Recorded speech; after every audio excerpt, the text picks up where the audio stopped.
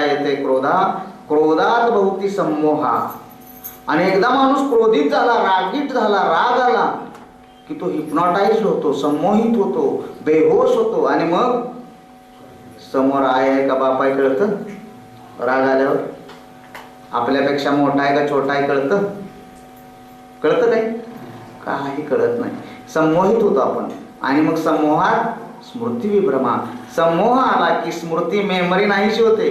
स्मृतीनाशात बुद्धिनाश होतो. आणि मग अशा तऱ्हेनं बुद्धीचा नाश होऊन माणसाचा आत्मनाश होतो. ह्या सगळ्याचं कारण काय? बेहोशी. आणि हा नाश टाळायचा उपाय काय?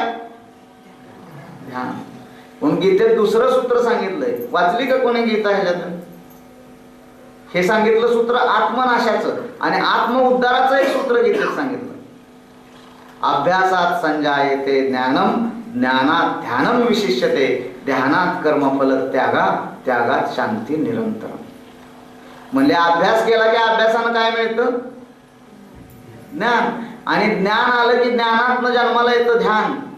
ध्यान आलं की त्यातनं कर्मफल त्याग घडतो. आणि कर्मफल त्याग घडला की त्यातनं शांती मिळते. हा जीवनाच्या उद्धाराचं सूत्र आणि मगाचं जीवनाच्या नाशाचं सूत्र. बरोबर? तर एवढं मला वाटतं ध्यानासाठी. तर आता काय करणार उद्यापासून? उद्यापासून नको, ते आत्ताच काय असेल. उद्या कधीच येत नाही. किंवा आला तरी काही लोकांचा विचित्र आहे.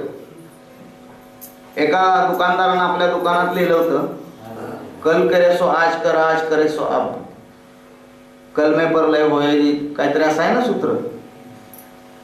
तर जे उद्या करणार आहे ते आजच करा म्हणून लिहिलं होतं. आणि पाठी लावल्यानंतर दुसऱ्या दिवशी ऑफिसमध्ये गेला तर तिजोरी उघडी होती. यानं फोन केला शिपायाला, अरे तिजोरी उघडे काय? तर म्हणला कालच साहेब तुम्ही बोर्ड लावलाय कल करे सो आज. म्हणला किती दिवस माझ्या डोक्यात होतं ही तिजोरी फोडून पैसे घेऊन जावं. मी रोज उद्यावर ढकलत होतो. तुम्ही बोर्ड लावल्यापासून आज म्हणलं तर आजच करूनच टाकूया. 12 वाजले वाट बघतोय. टायपिस्ट पण नाही, सेक्रेटरी पण नाही. सेक्रेटरीला फोन केला, तू का नाही आला? तर म्हणला माझं त्या टायपिस्टला घेऊन पळून जाणे, लेडीज होती टायपिस्ट, पळून जाण्याचा विचार किती वर्ष झालं करतोय. उद्या करेन, उद्या करेन, उद्या करेन. म्हणला तुम्ही सांगितलं ना आजच करा, त्याला आजच करून टाक.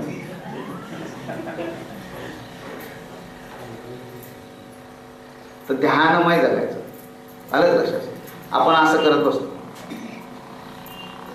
का करतो आपण असं? काही नाही, असंच. ध्यान पूर्ण नाही. बरोबर? प्रत्येक कृती ध्यान पूर्ण झाली पाहिजे. गौतम बुद्धांच्या इथं माशी बसली होती एकदा आणि असे शिष्य बोलत होते. बुद्धाने असा फटका दिला आणि त्यांच्या लक्षात आला हा फटका अनअवेअरनेस मधनं आला. म्हणून त्याने हात बाजूला घेतला आणि पुन्हा हळूवारपणे असा हात माशीकडे नेला. त्यांचा एक शिष्य म्हणला, माशी तर मगाशीच फटका मारला तेव्हा उडून गेली, आता काय करताय? तर म्हणले मगाशी माझा तो फटका बेहोशीत होता, अवधान नव्हतं. आता मी तो अवधानाने केला. जीवनात एवढं अवधान जेव्हा येतं तेव्हा चुका होतील का आपल्याकडनं?